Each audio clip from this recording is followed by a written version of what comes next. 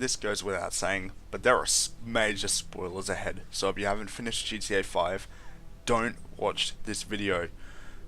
And with that out of the way, I'm Fringy123, and I have to talk about the ending to Grand Theft Auto 5.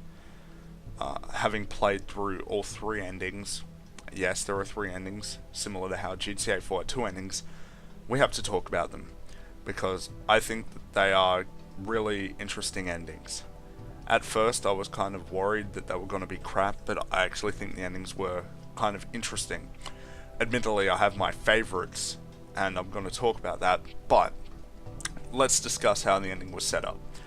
So Franklin is pretty much backed into a corner where the FIB wants him to get rid of Trevor, but at the same time Devon wants him to get rid of Michael, and both of them have a lot of power, and as a result Franklin's been put into the corner, and he's given three options. One, to do what Devon wants, kill Michael, or do what the FIB wants and take out Trevor, or he can take a gamble and do option C, which is called Death Wish.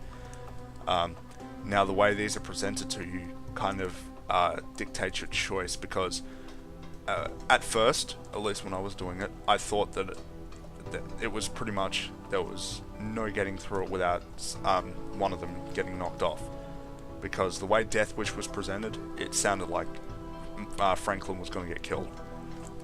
And so as a result, I think that's what would have driven a lot of people to make certain choices, and I think that's an interesting dichotomy where they have a third option, but it's very uncertain. You don't know what's going to happen, and really you didn't know what was going to happen with any of them, so it makes you kind of worried about what sort of choice you're going to make, and that all ties into it. I think what else is important in making the decision is the fact that all three of the characters you've played all three of the characters, you've gotten to know all three of the characters, and because there's good character development, each of the characters has their likable traits, and even though they're terrible people in a lot of ways, you still don't want to do what you have to do.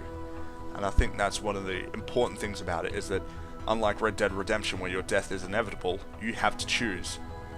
And usually when a game has to get rid of the main character, it can be handled poorly, like in LA Noire, or it can be handled really well, like in Red Dead Redemption. This game handles it well. It makes the choice difficult because you've played as those characters and you're pretty much killing yourself. You have to, it's put you in a position where your choice is pretty much you have no option. Something bad may happen. Now, let's talk about each of the individual endings. I'm going to go through them in order.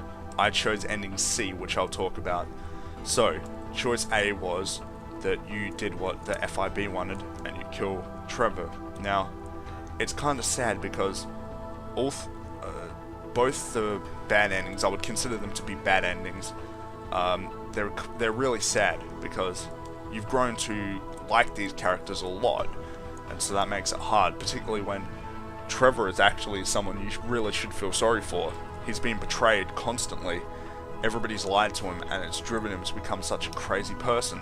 And so when you're forced to go after him after making that choice and Michael helps you out, it's really sad to see him, particularly in the scene where he's lying in the petrol and pretty much you have to put him down. And I tried to shoot him in the head, but that doesn't matter, he burns. And it's tough to watch that.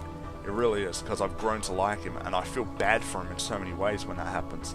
And the same thing can be applied to Michael, particularly how they have the bit where it turns out his daughter is going to college and things are working out for them. That's the worst part, is things are working out for all three of the characters, and yet Franklin's been put into this position. And it's even worse in the Michael bit where you have to chase after him and you hear Michael just saying, like, we were family, we helped each other out, I did this for you, I stuck my neck out for you, and it was really tough to chase after him. And I think that's where these endings succeed, at least endings A and B, is that you don't want to do it, you don't want to kill him. And very rarely in games are you put in a position where you don't want to kill the person you're chasing. It's an interesting dichotomy, I think, to place a player in the position of that. And of course, Michael's death is pretty grisly too, him falling to his death. And you can tell that both endings have an effect on Franklin in particular. and I was getting kind of sad when I was playing through them. Not like a Walking Dead level where I actually cried, but I was sad when I played through those endings. I was like, damn, man, I really came to grow on those characters. Now, Ending C is the good ending. Ending C in Death Wish is definitely the longest ending too, and pretty much for Ending C, you pretty much try and team up with them. You have to fight through waves of cops, then you go and hunt down all the people who have been a pain in your ass and of course you trouble throughout the entire game. You kill Devon, I can't remember all the people you kill, but you do kill all of those people. And so at the end they're kind of friends and there's good resolution and it's a happy ending. It is a happy ending. And that was the choice that I made, because I didn't want to kill either of them. And I'm glad that I chose that ending because it was definitely the best. Admittedly, I would say that it's probably the most cliche out of all of them, but that is the best ending. Now, what I want to discuss is true ending, and what I would consider to be the true ending. Obviously for me, true ending is C. That one is the longest, it's the most fleshed out, and really it makes the most sense in terms of how the story was presented, unlike Grand Theft Auto 4 where it was just grisly and dark the whole time. In this one, all the bad guys get the comeuppance and the three heroes ride off into the sunset. Now that may sound cliche, but when you look at all of the previous Rockstar games, they've been pretty depressing. GTA 4 had a depressing ending. Red Dead Redemption had a depressing ending. LA Noire had a depressing ending.